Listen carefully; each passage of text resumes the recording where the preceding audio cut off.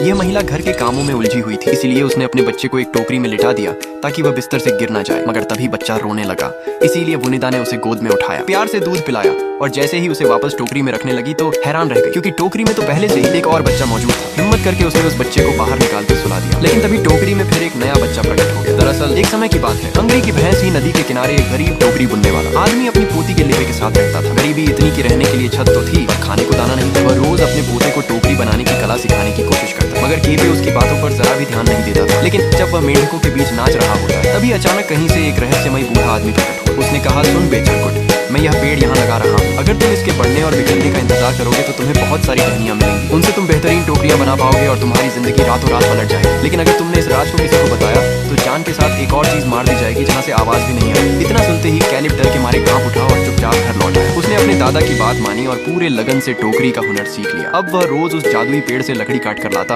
और उनसे हर प्रकार की ढेरों टोकरियां बनाता। लेकिन एक दिन उसने मछली पकड़ने वाली टोकरी से ढेर सारी मछलियां पकड़ी और उसने अपने दादा के साथ मिलकर उन्हें पकाया और बड़े चाव से खाया। मगर तभी कुछ जादू हुआ और वह टोकरी फिर से मछलियों से भर गई। यही नहीं, उसने सब्जियों से भरी टोकरी रखी और देखते ही देखते वह टोकरी भी दोबारा भर गई और बाकी हर चीजों के साथ भी ऐसा ही होने लगा। अब कैलिपे के पास टोकरी के सामान को शहर ले जाने और बाजार में बेचने के अलावा कोई और चारा नहीं था। दरअसल यह उस अकेले बूढ़े आदमी का दिया हुआ वरदान था। बाजार से अच्छे पैसे आने लगे और कैलिपे रातों रात अमीर बन गया। इसी बीच केपे को मुखिया की बेटी वनिता से प्यार हो गया और दोनों ने धूमधाम से शादी कर और कुछ महीने क्लैपिंग करने के बाद ही एक प्यारा सा बच्चा हो गया। लेकिन एक दिन वनिता घर के काम में व्यस्त थी। उसका बच्चा लगातार रो रहा था, मगर कैलिपे बाहर कहीं लौंडा नाच देखने गया हुआ था, इसीलिए उसने अनजाने में उस जादुई टोकरी को पालना बना दिया और बच्चे को उसमें लिटा दिया। मगर दूध पिलाने के बाद जैसे ही उसे वापस रखना चाहा, वैसे ही टोकरी में एक और बच्चा प्रकट हो गया। और जब कैलिपे घर लौटा तो उसके पैरों तले जमीन खिसक गई, क्योंकि तब तक टोकरी से एक नहीं, दो नहीं, बल्कि 7 बच्चे बाहर आ चुके। पूरे घर में बच्चों की चीखें गूंजने लगी। घबराहट में कैलिपे के मुंह से वो राज निकल गया जिसे उसे मरते दम तक छिपाना था। यह टोकरी जादुई है। जैसे ही यह शब्द निकले, अचानक वो जादुई पेड़ सूखकर कांटा हो गया और पूरा जादू हवा